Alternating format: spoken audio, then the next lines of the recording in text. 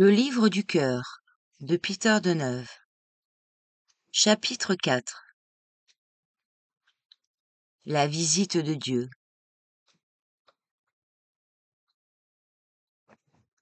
L'homme doit autant qu'il le peut sortir de l'atmosphère dense et souillée de la ville pour se retremper dans le monde pur de la nature. Ce n'est que là que certaines questions vitales peuvent surgir et être élucidées. La connaissance de Dieu doit devenir l'idée guide de tous les êtres humains. Durant votre vie, vous devez avoir au moins une fois cette expérience d'éprouver la connaissance de Dieu. En réalité, Dieu est en même temps un être le plus connu et le plus méconnu. Dans le pain que vous mangez, il est présent. Dans l'eau que vous buvez, il est là aussi. De même que dans l'air et dans la lumière.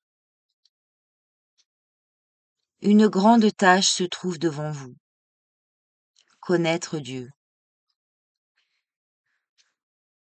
L'instant où l'homme est illuminé par la haute connaissance du divin est tellement sacré qu'il se sent alors prêt à tous les sacrifices.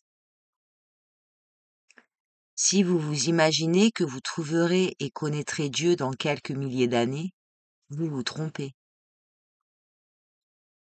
Et encore davantage si vous pensez, comme certains, que 10 ou 20 ans suffiront pour parvenir à la pleine connaissance de Dieu.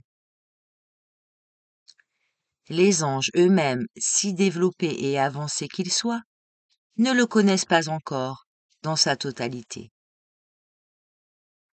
La connaissance de Dieu est un processus incessant, éternel.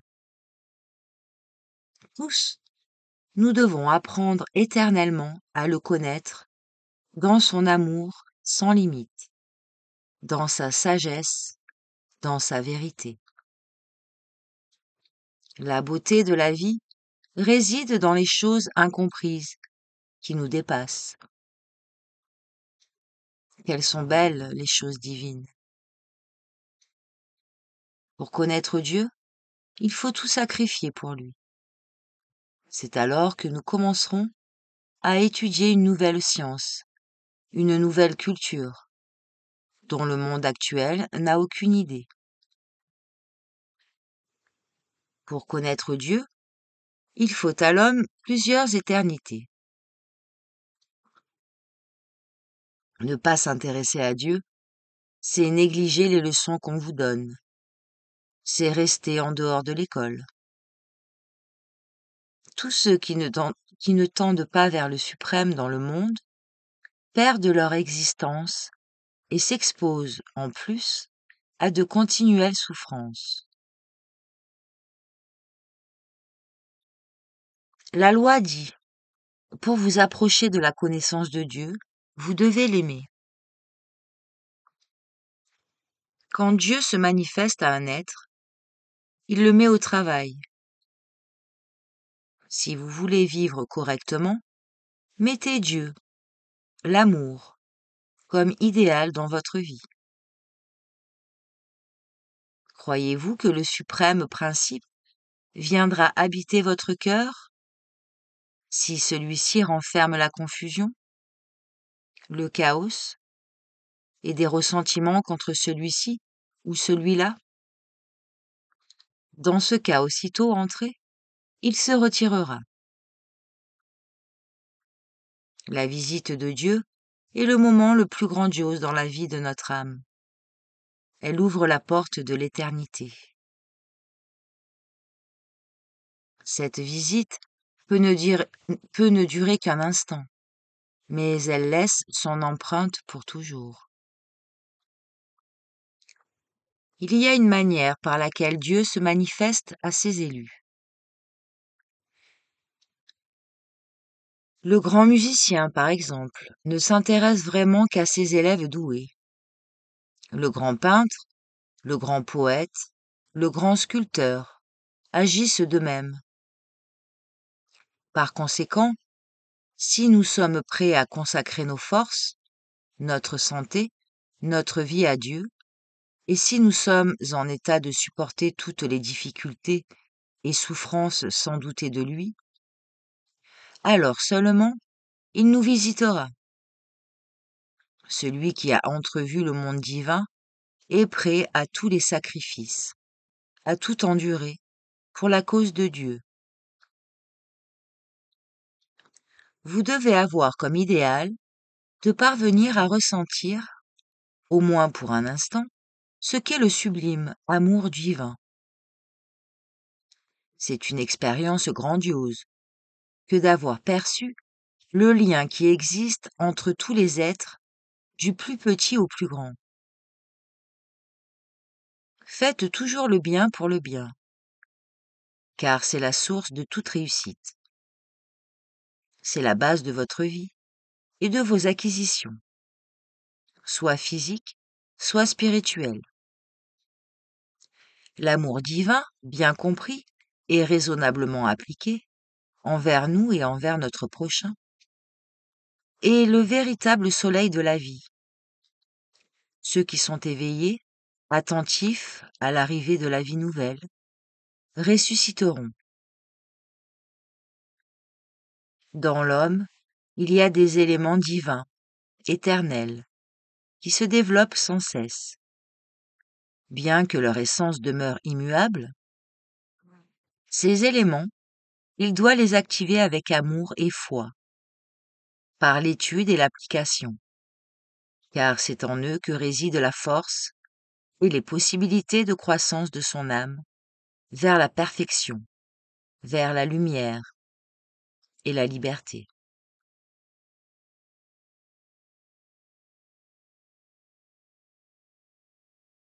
L'amour est la grande, éternelle et inépuisable source de vie, à laquelle chacun doit se désaltérer. Il jouira alors d'une bonne santé et d'une vie croissante en plénitude.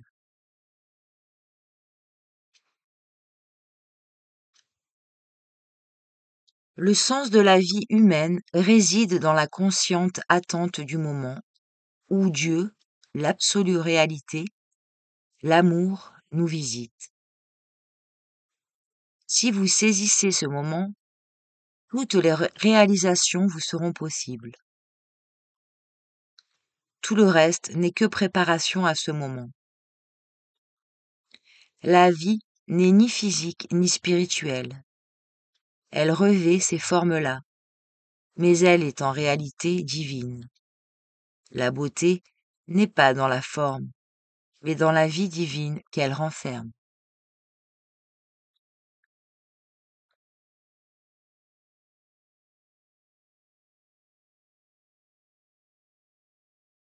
Chapitre 5. Le chemin de la lumière.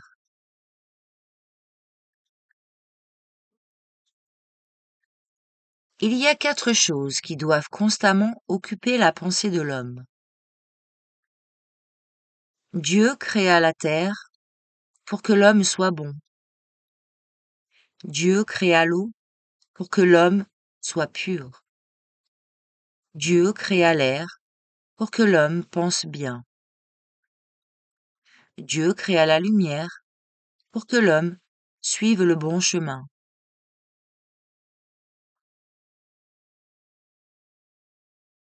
L'homme arrive à la vraie vie par 4 chemins. Par le chemin de la terre, par le chemin de l'eau, par le chemin de l'air et par le chemin de la lumière. L'homme ne peut arriver à la vraie vie s'il n'est pas bon. Vous direz, comment devenir bon? En faisant le bien? Le bien ne se fait pas. L'homme doit marcher dans le chemin du bien. Y marcher toujours. L'homme ne peut arriver à la vraie vie s'il n'est pas pur. L'eau le rendra pur. L'eau, qui est un bon conducteur de la vie. En aspirant l'air, en respirant, il apprendra à penser juste. En suivant le chemin de la lumière, il apprendra à lire le grand livre de Dieu. Aussi ne suffit-il pas à l'homme de marcher. Il faut qu'il apprenne en même temps à lire. Il faut qu'il sache ce que lui apporte la lumière. La lumière, c'est une lettre que Dieu nous envoie. Les gens regardent le monde, mais ils n'y comprennent rien. Le monde, c'est une lettre. Il y a de quoi y lire chaque jour. Et celui qui ne lit pas reste borné. Une âme avancée est une âme qui est bonne. Elle sait pourquoi la terre a été créée. Une âme avancée est une âme qui est pure. Elle sait pourquoi l'eau a été créée. Une âme avancée est une âme dont la pensée est juste. Elle sait pourquoi l'air a été créé. Une âme avancée est une âme qui suit le bon chemin. Elle sait pourquoi la lumière a été créée. Et si les gens sont mauvais, c'est parce qu'ils ne savent pas pourquoi la terre a été créée. Ils sont mauvais parce qu'ils ne savent pas pourquoi l'eau a été créée. Ils sont mauvais parce qu'ils ne savent pas pourquoi l'air a été créé. Ils sont mauvais parce qu'ils ne savent pas pourquoi la lumière a été créée. Ils vivent sur la terre, mais ils ne sont pas bons. Ils boivent de l'eau, mais ils ne sont pas purs. Ils respirent l'air, mais leur pensée n'est pas juste. Ils ont la lumière, mais ils ne le suivent pas le bon chemin. Et les gens demandent alors, pourquoi Dieu a-t-il créé le monde? Que devons-nous faire? Si quelqu'un te pose ces questions, dis-lui, sois bon. Et après, sois pur. Et après cela, pense bien. Et enfin, suis le bon chemin et apprends à lire. Si tu es bon, la terre est à toi. Si tu es pur, l'eau est à toi. Si tu penses bien, l'air est à toi. Si tu suis le bon chemin, la lumière est à toi. Eh bien, l'homme qui possède toutes ces choses, peut-il être pauvre? La terre restera seulement aux bons. Les méchants perdront courage et s'épuiseront. Ils ne pourront tirer profit ni de la terre, ni de l'eau, ni de l'air, ni de la lumière. D'ailleurs, un malade, un infirme, sont-ils en état de travailler? Pour le moment, ce sont encore les méchants qui gouvernent la terre. Mais cela ne durera qu'un certain temps. Il fut un temps où les animaux étaient les dominateurs et gouvernaient la terre. Maintenant, c'est l'homme animal qui la gouverne. Mais le temps vient, et il est venu, où les débonnaires hériteront de la terre et la gouverneront. Le véritable homme est l'homme bon. Et l'homme bon, l'homme pur, l'homme qui pense bien et suit le bon chemin, est l'homme fort. C'est l'homme né de Dieu. Et l'homme né de Dieu est vivant, en lui. Peut-il être faible? Il faut que l'homme soit né de Dieu. Il ne lui suffit pas de croire en lui. La foi n'est qu'un chemin vers l'amour. Et l'amour est le lien intérieur qui unit l'homme à celui dont il est né. Tu veux devenir fort? Tu n'as qu'à servir Dieu. C'est en servant Dieu que l'homme acquiert la force dans la vie. C'est par ce moyen seulement que tu deviendras un homme vraiment fort dans le monde. et l'on demande, y a-t-il un Dieu ou n'y en a-t-il pas? Du moment que tu manges du pain, il y a un Dieu. Dieu est au-dedans du pain. Du moment que tu bois de l'eau, il y a un Dieu. Dieu est au-dedans de l'eau. Du moment que tu respires l'air, il y a un Dieu. Dieu est au-dedans de l'air. Du moment que tu jouis de la lumière, il y a un Dieu. Dieu est au-dedans de la lumière. Si tu ne crois pas au divin, qui se trouve dans ces choses auxquelles tu es lié, comment trouveras-tu Dieu ailleurs? Rappelle-toi ceci. Si tu cherches Dieu au dehors, tu trouveras la terre. Si tu cherches Dieu au dehors, tu trouveras l'eau, l'air, la lumière. Et si tu ne manges pas du pain que la terre te donne, c'est la mort qui t'attend. Si tu ne bois pas l'eau, tu mourras de soif. Si tu ne respires pas l'air, tu étoufferas. Si tu ne perçois pas la lumière, tu deviendras aveugle et tu broncheras à chaque pas dans la vie. Il y a des gens qui se plaignent de ce que leurs frères ne les reçoivent pas. Mais il faut que vous sachiez qu'il y a au monde des frères qui représentent le bien. Si tu n'es pas bon, ils ne te recevront pas. Il y a des frères qui représentent la pureté. Si tu n'es pas pur, ils ne te recevront pas. Il y a des frères à la pensée juste. Si tu ne penses pas de cette manière, ils ne te recevront pas. Il y a des frères de la lumière. Si tu n'apprends pas, ces frères-là ne te recevront pas non plus. Voilà pourquoi je dis, deviens bon et ils te recevront. Deviens pur et ils te recevront. Commence à bien penser et ils te recevront. Commence à apprendre et ils te recevront. Qui ne recevrait pas l'homme riche dont la bourse est pleine? Quant à celui qui va mendier par-ci par-là, on lui donnera quelques croûtes de pain et on le chassera. Ne demande pas si les gens sont bons. L'important est que toi, tu sois bon. Il importe de savoir si les œuvres de Dieu sont bonnes, si ce que Dieu a créé est bon, et cela est bon. Ne demande pas si les gens sont purs. L'important est que tu sois pur toi-même. L'important est que l'eau que Dieu a créée soit pure. Je parle de la terre vivante, de l'eau vivante, non de la terre ordinaire, de l'eau ordinaire. Ne demande pas si les pensées des gens sont justes. L'important est de savoir si l'air que tu respires peut exprimer la pensée divine. Peu importe si les gens suivent le bon chemin. L'important est que toi, dans la lumière, tu suives le bon chemin. Puisque nous nous mouvons et vivons en Dieu, il nous observe continuellement. Il nous observe secrètement et remarque jusqu'à quel point nous sommes bons, purs, jusqu'à quel point nous pouvons penser juste et marcher dans le droit chemin. Rien ne peut se soustraire à son regard. Quand Dieu parle, cela suscite de la joie.